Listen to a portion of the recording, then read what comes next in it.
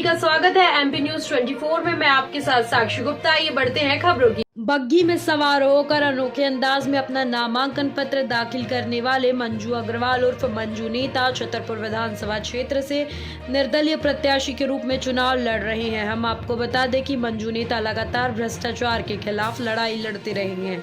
छतरपुर विधानसभा क्षेत्र 51 से निर्दलीय प्रत्याशी मंजू नेता उर्फ मंजू अग्रवाल ने आज शनिवार को पत्रकारों से चर्चा करते हुए कहा कि छतरपुर विधानसभा क्षेत्र की जनता भ्रष्टाचार से बेहद परेशान है। हर सरकारी कार्यालयों में छोटे छोटे काम के लिए रिश्वत लेने की बीमारी फैली हुई है। मंजू नेता ने कहा कि मेरे द्वारा शासकीय विभागों में व्याप्त भ्रष्टाचार को लेकर लगातार आवाज उठाने का काम करते हुए गरीबों को न्याय दिलाने का काम किया गया, लेकिन भ्रष्टाचार में लिप्त शासकीय अधिकारियों को राजनीतिक संरक्षण प्राप्त होने के चलते उनके ऊपर कोई कार्यवाही नहीं की गई।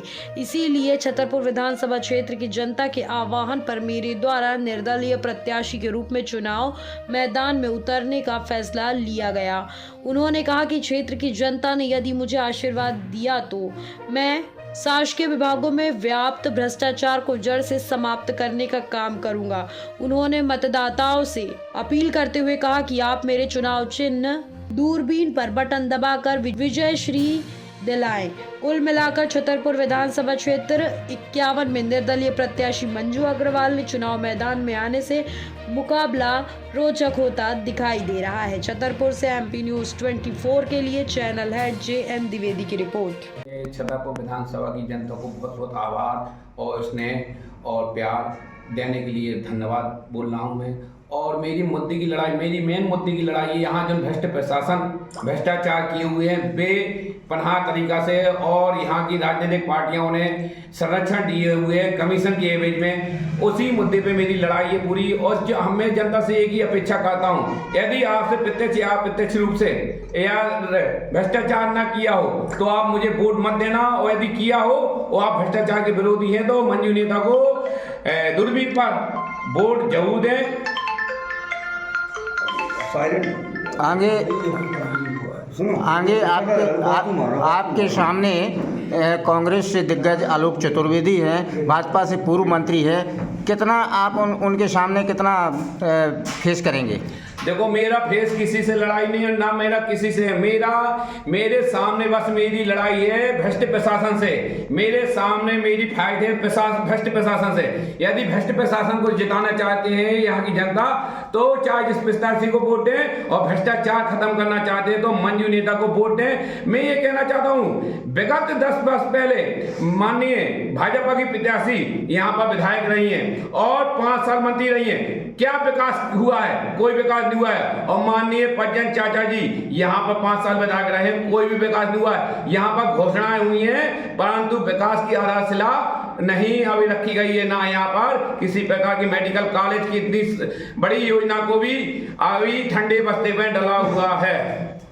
आपका चुनाव चिन्ह क्या है? मेरा चुनाव चिन्ह है दूरबीन। ईश्वर भी चाहता है कि आप मंजू नेता अगर अपनी आंखों से न देखो तो 2 आंखें और दे रहा हूं मैं दूरबीन के मार्फत कि इन भ्रष्ट प्रशासन को, आप बेलगाम प्रशासन को आप इसको बाहर करो। जैसे सुभाष चंद्र बोस, महात्मा गांधी ने भ्रष्ट आजादी के लिए लड़ाई लड़ी थी, इसीलिए मंजू नेता भी अकेला चल पड़ा है भ्रष्ट प्रशासन से लड़ने के लिए।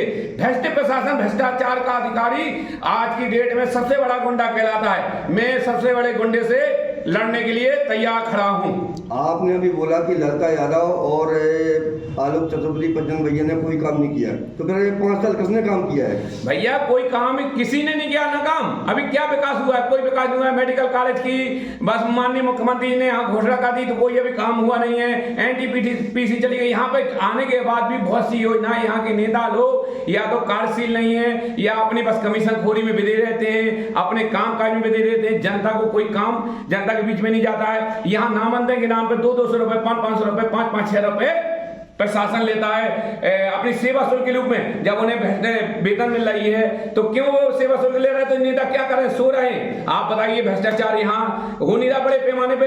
हर कर्मचारी हर विभाग में कहीं ना कहीं कुछ अधिकारी कर्मचारी भ्रष्टाचार के रूप में अपनी सेवा शुल्क लेते हैं, गरीब आदमियों से पैसा लेते हैं, आवास हो चाहे नामांकन हो, कोई भी काम हो।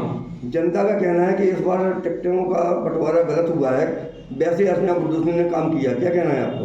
देखो टिकटों का बंटवारा के आप संबंध में मैं कहता हूँ वो पार्टी में उनका खुद का दायित्व है कि उन्हें किसको देना क्या देना है, ये उनका दायित्व है उनका।